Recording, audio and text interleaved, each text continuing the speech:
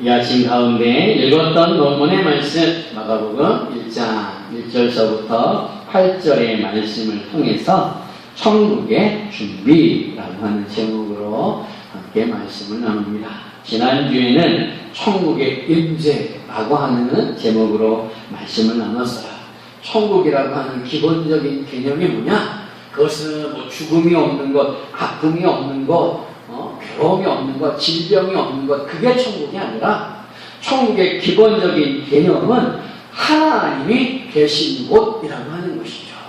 아무리 편안해도, 아무리 행복해도, 아무 질병이 없다 할지라도 그곳에 하나님이 계시지 않으면 그곳은 천국이 아니라는 거죠. 그래서 천국은 하나님이 계신 곳이에요. 그런 개념 속에서 천국은 우리가 죽어야만 가는 것, 그게 아니라는 거죠. 천국은 예수님이 계시고 그게 곧 천국이라고 하는 거예요. 예수님께서 이 땅 가운데 오신 것, 그게 뭐냐? 우리에게 천국을 주시기 위한, 우리에게 천국을 가져다 주시기 위하여서 이 땅 가운데 오셨다라고 하는 것이죠. 그것을 임마누엘이라는 그 표현 속에 담겨져 있다는 거예요. 그래서 예수님의 그 탄생은 결국 천국의 임재라고 하는 거죠. 우리가 천국과 예수님에 대해서 구별하려고 하는, 구분되어서 생각하려고 하는 습관이 있다라고 하는 거죠.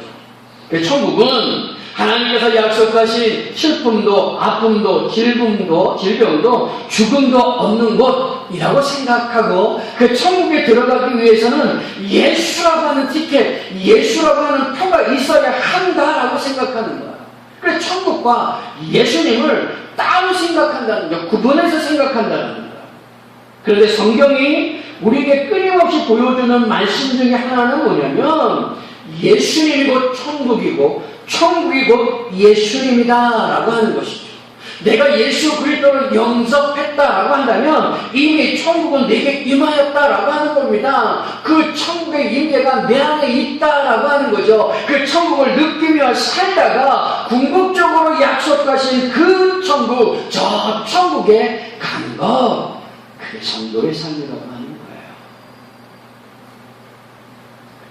그래서 예수님과 천국과 예수님이라고 하는 것은 단어는 다르지만 거기에 담겨져 있는 의미는 구분할 수 없다는 거죠. 같은 의미다라고 하는 거예요.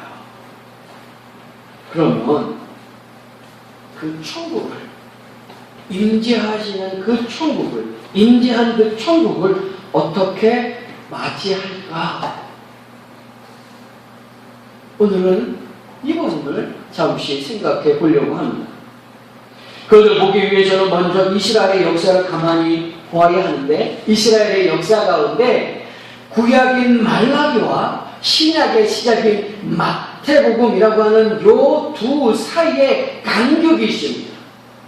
그 간격이 자그마치 약 400년이라고 하는 긴 시간의 간격이 있다는 거예요.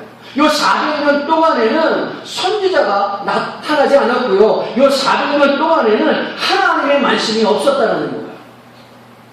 그래서 요 400년의 기간을 뭐라고 부르느냐? 암흑기라고 부르기도 하고요. 혹은 중간기라고 부르기도 한다는 거죠. 그러면서 요 400년의 기간을 통하여서 이스라엘이라고 하는 하나님이 선택한 그 민족들이, 그 사람들이 얼마나 메시아를 기다리겠는가, 얼마나 하나님이 약속한 그분을 기다리겠느냐라고 하는 거예요. 밤이 어두우면 어두울수록, 깜깜하면 깜깜할수록 뭐가 가까워지는 겁니까? 새벽이 가까워지는 거예요. 어두우면 어두울수록 무엇을 기다리게 되어지는 것입니까? 아침을 기다리게 되어진다는 거죠. 바로 이스라엘 백성들이 그 400년의 암흑기를 통하여서 더 간절하게 오실 그 메시아를 기다린다는 거예요. 그런데 오실 그 메시아를 어떻게 맞이할까? 어떻게 그분을 맞이할 준비를 할까라고 하는 것이죠. 그것을 오늘 본문을 통해서 보려고 하는데, 그게 천국의 준비라고 하는 거예요. 하나님께서 약속하신 그 메시아 예수님을 보내시기 위해서 하나님이 먼저 준비시킨 것이 있습니다. 그것이 오늘 본문 2절과 3절 가운데 나타나는데 보십시오. 제가 읽겠습니다. 선지자 이사야의 글을 보라. 내가 내 사자를 내 앞에 보내노니 그가 내 길을 준비하리라. 광야에 외치는 자의 소리가 있어 이르되 너희는 주의 길을 준비하라. 그의 오실 길을 곱게 하라. 기록된 것과 같이 라고 말씀합니다. 주님께서는, 하나님께서는 이미 준비해 놓은 사자가 있다라고 하는 겁니다. 하나님의 사자가 있다라고 하는 겁니다. 그것을 3절에서는 광야에 외치는 자의 소리라고 표현하고 있다라고 하는 것이죠. 2절과 3절은 전체적으로 보면은 이사야의 말씀이 인용된 것 같지만 관주를 보면 2절은 말라기 3장 1절의 말씀이고 3절은 이사야서 40장 3절의 말씀이라고 하는 거예요. 여하튼 말라기의 말씀이나 혹은 이사야의 말씀이나 우리 하나님께서 이미 준비시켜 놓은 것, 천국을 맞이할 준비, 천국의 그 준비를 이미 시켜놓고 계신다는 거예요. 그게 하나님 보내실 사자, 광야에 외치는 자의 소리라는 거예요. 이렇게 말라기 선지자와 이사야 선지자가 예언한 인물이 누굽니까? 3절 끝에 보면 기록된 것과 같이라고 하면서 4절에 들어가면 뭐라 그래요? 세례 요한이라고 얘기한다는 거예요. 그 얘기는 결국 말라기를 통하여서 예언된 분, 또 이사야를 통하여서 예언된 분이 누구라고 하는 겁니까? 세례 요한이라고 하는 거예요. 그 세례 요한을 누구에게 빗대고 있습니까? 우리가 성경을 더 읽어가다 보면은 누구에 빗대어 있는가? 6절에 보면 요한은 낙타 털 옷을 입고 허에 가죽띠를 띠고 메뚜기와 석청을 먹더라 라고 하는 말씀 속에서 이 세례 요한을 엘리야에 빗대고 있다는 거예요. 그만큼 탁월한 영적인 능력을 가진 선지자, 그가 누구냐? 그가 세례 요한이다라고 하는 거예요. 그 세례 요한이 하나님께서 보내시고자 하는 사자이고 광야에서 외치는 자라고 하는 것이죠. 그 세례 요한이 할 일이 뭔가, 하나님의 사자로서 할 일이 뭔가, 광야에 외치는 자로서 할 일이 뭔가, 그 길을 준비하는 거예요. 주의 길을 준비하는 것, 오실 길을 곱게 하는 것, 그것을 외치는 것이 바로 세례 요한의 할 일이다라고 하는 것이죠.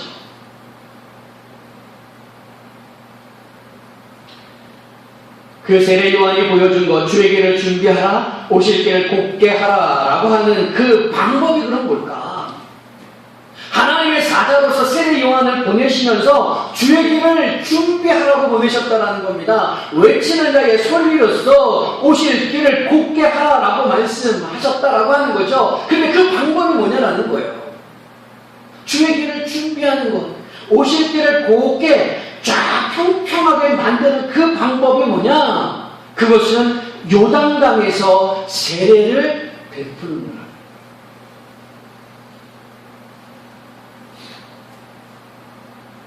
고대에는 왕이 행차할 때에 먼저 앞서가는 사람이 있습니다. 그게 누구냐? 외치는 자라는 거예요. 앞서가면서 외치는 자가 뭐라 그러냐? 왕이 가시니까 길을 비키시오 라고 말씀하면서 그 앞에 있는 장애물들을 제거한다는 거예요. 그런데 그런 모습은 오늘날도 있습니다. 오늘날도 마찬가지로 한 나라의 대통령이 어디로 방문하기로 약속했다면은 그 약속된 장소에 누가 먼저 오냐면은 경호팀이 먼저 오는 거예요. 경호팀이 먼저 와서 대통령에게 위해를 가야 될 만한 것, 위해가 될 만한 것들은 사전에 다 제거합니다. 그리고 경호팀들이 대통령이 올 때 어떻게 해야 합니다라고 하는 기본적인 것들을 가르쳐준다는 거죠. 그런데 세례 요한이 할 일이 바로 이런 거라는 거예요.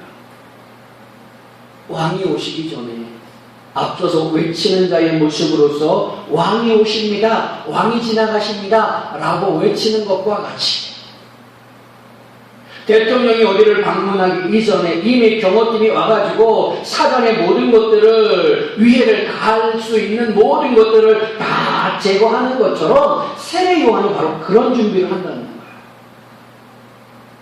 그런데 그 방법이 뭐냐? 오늘 본문을 통해서 보여지는 것처럼 요단강에서 제사함을 받게 하는 세례, 제사함을 받게 하는 회개의 세례를 베푸는 거라는 거예요.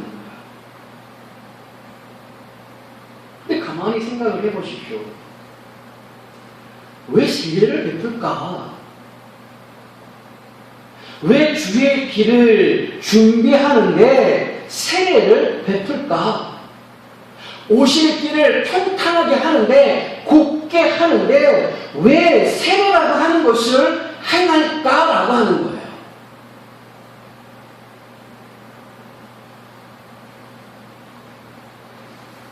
여러분, 우리가 레위기서에 보면은 특별히 정결의 법이 있습니다. 깨끗하게 하는 정결의 법이 있어요. 그러니까 레위기서 14장에서부터 17장을 읽어보면은 살아가면서 부정하게 되어졌을 때, 살아가면서 부정한 것을 만났을 때에, 또 내가 사용하는 것들이 부정하게 되어졌을 때 그것들을 깨끗하게 하는 방법이 쫙 기록되어져 있습니다. 그런데 그 기록들의 공통점이 무엇이냐면, 정결하게 하는 그 결례의 법이 무엇이냐면, 한마디로 얘기하면 물로 깨끗하게 씻는 거예요. 물로 깨끗하게 씻음으로 부정하게 되어진 것을 정결하게 하고, 부정하게 되어졌던 물건들을 깨끗하게 하는 그 방법의 모습이 레위기서에 기록되어져 있다는 거죠. 또 하나는 신부가요. 신부가 신랑을 맞이할 때 제일 염두에 두면서 준비하는 것이 뭐냐면, 깨끗한 물로 자기의 몸을 깨끗하게 정결하게 하고 그 신랑을 맞이할 준비를 한다라고 하는 거예요. 세례 요한이 와가지고 하나님의 약속한 분이 오십니다. 하나님이 약속한 분을 맞이하십시오 라고 외치면서 행했던 행위가 바로 무엇인가? 세례라고 하는 거예요. 그 세례를 통하여서 보여지는 게 뭔가? 임재한 천국. 예수님께서 이 땅 가운데 오시면서 천국을 가져오셨는데, 그 가져온 그 천국, 그 임재한 천국을 맞이할 준비를 시키는 겁니다. 뭘 통해서요? 회개의 세례를 통해서. 그 회개의 세례를 통하여서 많은 사람들이 세례 요한에게 나와서 세례를 받습니다. 그 세례를 받은 다음에 누구를 바라보느냐? 예수님을 바라볼 때에 그 예수님이 하나님이 약속하신 분이고 임마누엘의 하나님이라고 하는 것을 알게 되어지고 깨닫게 되어지고 믿게 되어져서 영접하게 한다는 거예요. 그러니까 세례 요한의 방법이 뭐냐면, 하나님의 선택한 그 백성들을 그 예수 그리스도 앞으로 인도하는 방법이라는 거죠. 인도해 주는 거예요. 저분입니다. 저분에게 가십시오. 그러면서 길을 준비하는 거예요. 그 길을 평탄하게 하는 거예요. 그런데 무엇을 통해서 하느냐? 세례라고 하는 것을 통해서 한다라는 거죠. 근데 그 세례에 담겨진 의미는 뭐냐? 부정한 것들을 깨끗하게 한다라고 하는 거예요. 그래서 오늘 성경 가운데 그 세례를 뭐라 그래요? 회개의 세례인데, 그냥 회개의 세례가 아니라 제사함을 받게 하는 회개의 세례라고 말씀하고 있다는 거죠. 한마디로 그 세례 요한 앞에 나오는 모든 사람들을 어떻게 하는 거예요? 깨끗하게 하는 겁니다. 정결하게 하는 거예요. 그렇게 세례를 받음으로 깨끗하고 정결케 된 사람들이 예수 그리스도를 바라보면서 무엇을 알게 되어지는 거예요? 이분이 메시아이구나, 이분이 임마누엘 하나님이구나 라고 하는 것을 깨닫게 되어진다 라고 하는 거죠. 그리고 순결한 그 신부를 신랑에게 인계해 주는 거예요. 그게 세례 요한의 사명이라는 거예요. 그래서 하는 것이 뭡니까? 요단강에서 회개케 하는 그 세례를 베풀어 주는 거예요. 그 앞에 나와서 세례를 받은 사람들은 예수 그리스도 앞으로 신부로서 나가는 것이고, 정결한 그 모습으로 하나님의 백성으로 예수 그리스도 앞에 나아가므로 우리 주님께서 가져오신, 예수님께서 가져오신 임재한 그 천국을 맞이하게 한다. 그게 세례 요한의 사명이에요. 이건 언제까지 했을까요? 이건 언제까지 했을까요? 헤롯 왕에게 죽임을 당할 때까지 이 일을 감당해라. 그러니까 죽기 전까지 세례 요한은 끊임없이 한 일이 뭡니까? 사람들을 세례로서 정결하게 하고 깨끗하게 해서 자꾸 예수님 앞으로 보내는 겁니다. 깨끗하게 신부를 정결케 해서 신랑 대신 예수 그리스도 앞으로 자꾸 보내는 거예요. 그게 그 사명이에요. 그래서 그분이 죽을 때까지 이 얘기를 하는 거예요. 헤롯에게 죽임을 당할 때까지 이 얘기를 하는 거예요. 왜냐? 잘 생각해 보십시오. 세례 요한이 자 주의 길을 준비하라, 오실 길을 곱게 하라 라고 외치는 자의 소리입니다. 그러면서 누구를 만났습니까? 예수 그리스도를 만났어요. 그러니까 자기가 선포하고 자기가 말씀했던 그분을 만나게 되어졌다는 거죠. 등장하게 되어졌다는 거죠. 나타나게 되어졌다라고 하는 거죠. 그러면 사라져야 되잖아요. 자기가 말씀하고 선포했던 그분이 이제 실질적으로 오셨으니까 자기는 사라져야 되잖아요.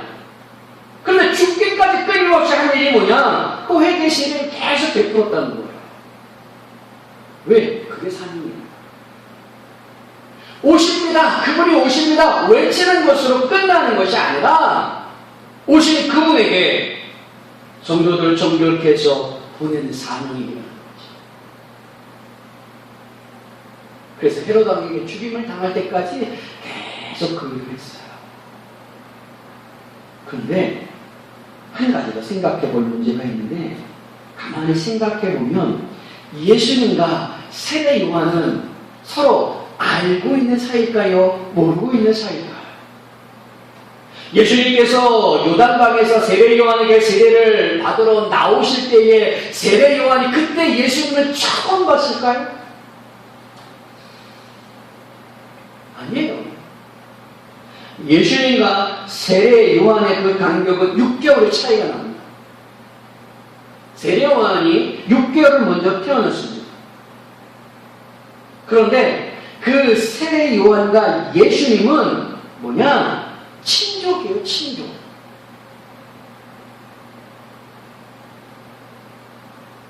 엘리사벳이 세례 요한을 잉태하고 있을 때에 마리아가 방문합니다.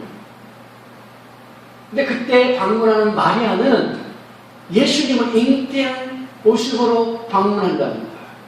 근데 성경에 보면 이 두 분이 그 세례 요한을 잉태한 엘리사벳과 예수님을 잉태한 마리아가 친족이라고 얘기하고 있습니다. 그러니까 가까운 친족이기에 아기를 가진 소식을 듣고 방문한다는 거죠. 그리고 세례 요한이 태어나고 예수님이 태어났습니다. 아마도 어릴 때에 세례 요한과 예수님이 많은 시간을 함께 하며 자라지 않았을까?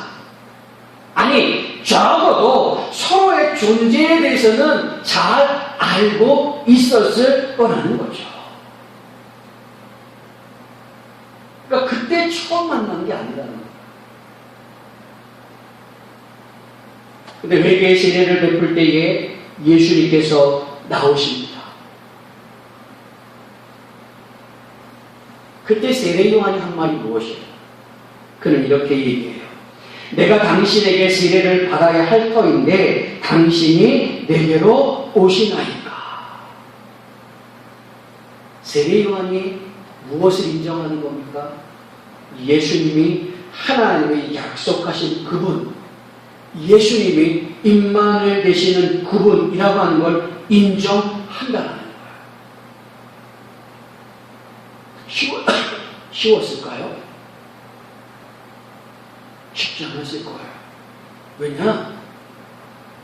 우리가 상상 가운데 볼 수 있는 건 어렸을 때 같이 자랐을 수도 있다라고 하는 것이고, 친족, 가까운 친족이 관계이기 때문에 교제와 교류가 있었다라고 하는 거죠. 그런데 공생애를 시작하실 때 주님께서 나오는 때에 이분이 그분이구나 라고 하는 것을 한 번에 믿고 알고 깨닫는다는 건 쉬운 건 아니에요. 알았다 할지라도 깨닫다 할지라도 그걸 인정하는 건 쉬운 건 아니에요.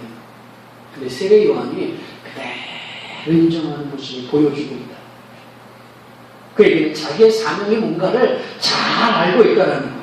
더욱이 자신에게 쏠렸던 수많은 사람들의 관심이 다 이제 예수님께로 넘어갑니다. 그때 제자들이 얘기를 해요. 뭐라고 얘기하는가? 라비어, 선생님과 함께 요단강 저편에 있던 이 곧 선생님이 증언하시던 이가 세례를 베풀 때 사람이 다 그에게로 가더이다. 이렇게 얘기해요. 그런 제자들의 이야기, 세례요한의 제자들의 그 이야기에 세례요한이 뭐라고 대답하는가? 요한복음 3장 28절서부터 30절에 보면 이렇게 얘기합니다. 내가 말한 바 나는 그리스도가 아니고 그의 앞에 보내심을 받은 자라고 한 것을 증언한 자는 너희니라. 신부를 취하는 자는 신랑이나 서서 신랑의 음성을 듣는 친구가 크게 기뻐하나니 나는 이러한 기쁨으로 충만하였노라. 그는 흥하여야 하겠고 나는 새하여야 하리라. 그래서 세례요한이 얼마나 영성으로 뛰어난 분인가, 자기의 사명을 얼마나 끝까지 잘 감당하고 있느냐라고 하는 걸 보여주고 있다는 거예요.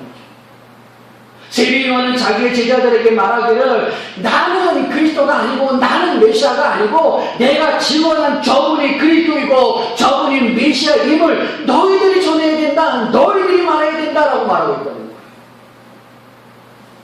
그러면서 자기 자신을 뭐라고 얘기합니까? 자기 자신을 친구로 얘기해요. 신랑의 친구처럼 얘기해요. 신부를 취하는 자는 신랑이나 서서 신랑의 음성을 듣는 친구가 크게 기뻐하나니. 신랑이 신부를 맞이할 때 친구가 기뻐하듯이 세례요한은 수많은 사람들을 회개 세례를 통하여서 예수 그리스도 앞으로 인도하는 것만으로도 기뻐하며 감사하다는 거예요. 그걸 보여줘요.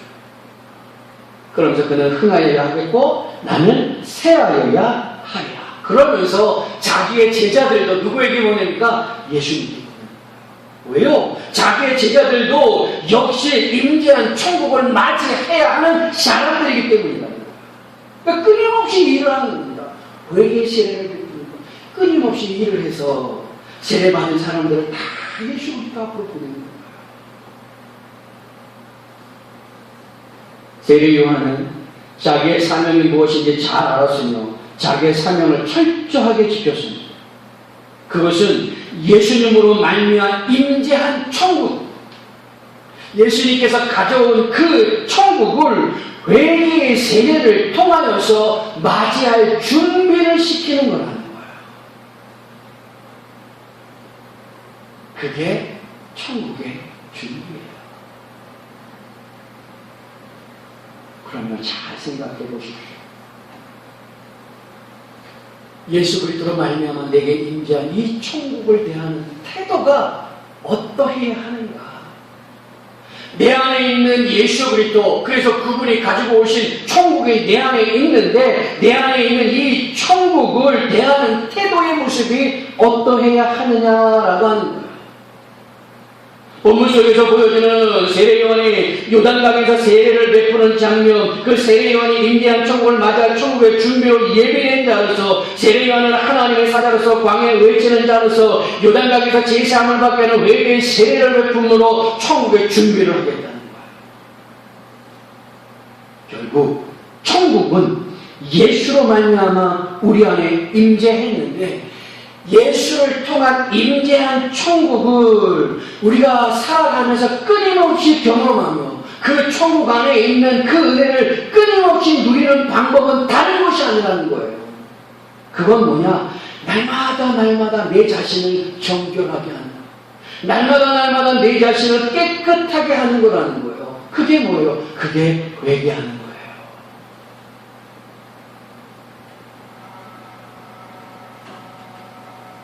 우리가 하나님께서 주신 그 믿음을 가지고 예수 그리스도로 말미암아 내 안에 있는 천국, 물론 우리가 궁극적으로 가야 될 그 천국이 있지만 그 천국을 가기 전에 이 땅 가운데 내게 주신 그 천국을 맛보며 살아가야 하는데, 경험하며 살아가야 하는데, 내 안에 임재한 그 천국을 경험하며, 끊임없이 경험하며 그 안에 있는 은혜를 누리는 방법은 회개의 삶을 사는 거예요.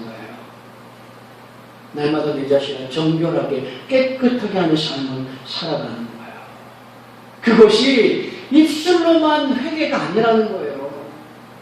그 안에는 분명하게 회개의 열매를 맺는 삶이 있어야 한다라고 하는 거죠. 그래서 세례 요한이 회개의 세례를 베풀면서 하는 말이 무엇입니까? 너희는 회개에 합당한 열매를 맺으라 라고 얘기하는 거예요. 그 사람들이 묻습니다. 어떻게 해야 합니까? 어떻게 해야 회개의 열매를 우리가 맺을 수 있습니까? 라고 묻습니다. 그때 세례 요한은 말해요. 회개의 열매를 맺는 삶은 어려운 게 아니라는 거예요. 그분의 말씀은 뭐냐? 누가복음 3장서부터 3장 10절서부터 14절에 이렇게 기록하고 있습니다. 우리가 물어 이르되 그러면 우리가 무엇을 하리까? 대답하여 이르되 옷 두 벌 있는 자는 옷 없는 자에게 나눠줄 것이요 먹을 것이 있는 자는 그렇게 할 것이니라 하고, 세례들도 세례를 받고자 하여 와서 이르되 선생님여 우리는 무엇을 하리까? 이르되 부과된 것 외에는 거두지 말라 하고, 군인들도 물어 이르되 우리는 무엇을 하리까? 하매 이르되 사람에게서 강탈하지 말며 거짓으로 고발하지 말고 받은 급료를 족한 줄로 알라라고 말씀하고 있다는 거예요. 한마디로 회개에 합당한 열매는 어려운 게 아니라요, 욕심 부리지 않고 사는 거예요. 또 자기에게 맡겨진 일들에 충실하면서 살아가는 것이고요, 내게 무엇인가 있으면 그것을 나눠주며 살아가는 삶이라는 거예요. 그게 회개의 열매를 맺는 삶입니다. 하나님께서 예수 그리스도를 통하여서 이미 이 땅 가운데 천국을 맛보며 살 수 있도록 우리에게 천국의 임재함을 보여주셨는데, 그걸 맞이할 방법, 그걸 누릴 수 있는 방법은 뭐냐? 회개하는 겁니다. 정결케 하는 거예요. 근데 그 입술로만이 아니라 회개의 삶을 사는 것인데, 그 회개의 삶은 뭐냐? 욕심내지 않고 사는 거예요. 내게 맡겨진 일들을 충실하게 감당하는 거예요. 그리고 내게 있는 것을 가지고 나눠주며 사는 삶을 사는 거예요. 그 속에서 하나님께서 예수 그리스도를 통해서 우리에게 주신 그 천국을 맛보며 사는 것 아니겠습니까? 기본적인 것은 내가 날마다 정결하게 회개하는 모습을 가는 거죠. 회개의 열매를 맺고 사는 삶이 있어야 한다라는 거예요. 그래야 내 안에 계신 예수 그리스도로 말미암아 천국의 맛을 경험하며 살아가는, 그렇게 살다가 하나님이 약속하신 저 궁극적인 저 천국에 우리가 들어가게 되어진다는 거죠. 사랑하는 성도 여러분, 우리의 삶을 뒤돌아보시면서 날마다 우리 자신을 정결케 하는 회개와 회개의 열매를 맺는 삶을 통하여서 주님이 주신 그 천국을 맛보며 경험하며 날마다 천국 속에서 살아가실 수 있는 이 모든 성도님들이 다 되실 수 있기를 주님의 이름으로 축원합니다. 아멘. 기도하겠습니다.